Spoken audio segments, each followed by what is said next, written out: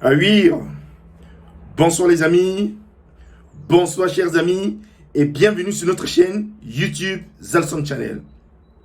La nouvelle vient de tomber, nous sommes très heureux, nous les Africains, les vrais panafricanistes, nous sommes contents, heureux aujourd'hui, des nouvelles qui nous proviennent comme ça de la Cour pénale internationale.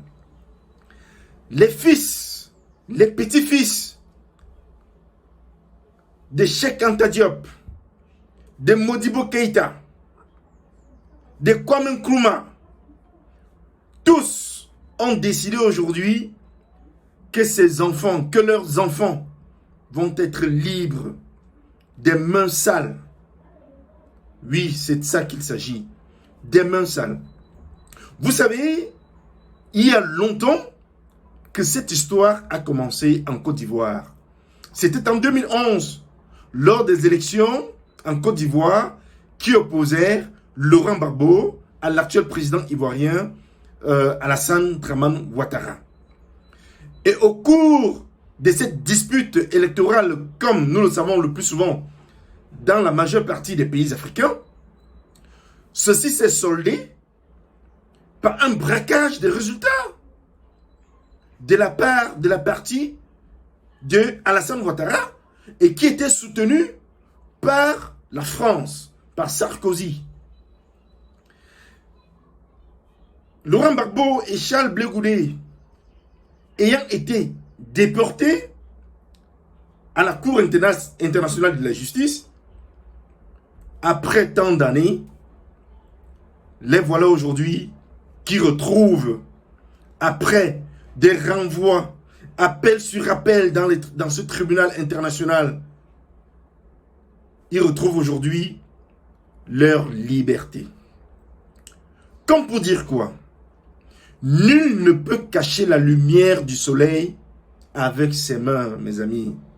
Nous sommes très heureux aujourd'hui. Nul ne peut cacher la lumière du soleil avec ses mains.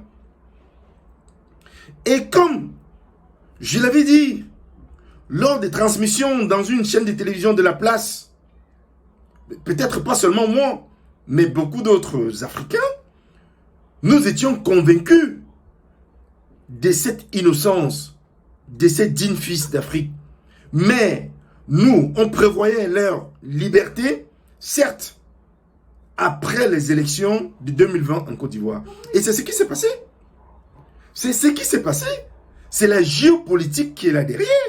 Quand on trouve quelqu'un digne fille d'Afrique qui veut défendre les intérêts de son peuple, c'est comme ça que ça finit. C'est comme ça ces gens sont. Ils trouvent toujours un moyen de vous éloigner de vos objectifs, de faire en sorte que vous ne travaillez pas pour votre peuple, mais que vous travaillez pour eux. Et c'est ce que Laurent Gbagbo a essayé de faire. Et c'est ça qui lui a valu cette prison de près de 10 ans qu'on lui a arraché comme ça de sa vie pour qu'il soit libre aujourd'hui. Comment se sont passées les différentes audiences dans cette Cour pénale internationale? Nous savons que des témoins ont été inventés, créés, et même certains quand ils arrivaient, certains témoins quand ils arrivaient à la barre, quand ils avaient en face d'eux ces dignes fils d'Afrique, ils finissaient par dire la vérité. Ils finissaient par dire la vérité. Et comme le disait le président Laurent Gbagbo, que quand on t'envoie là, il faut savoir t'envoyer. Quand on t'envoie là, il faut savoir t'envoyer. C'est comme ça qu'il disait. Donc Gbagbo, Charles Blé Goudé, vraiment Dieu est grand. Vous avez retrouvé la liberté. La liberté que les vrais hommes aspirent sur cette terre. Mais alors, mes chers amis, dans cette vidéo, nous allons maintenant nous poser la question de savoir qui sont ceux-là qui ont créé des morts, des séries de morts en Côte d'Ivoire en 2011.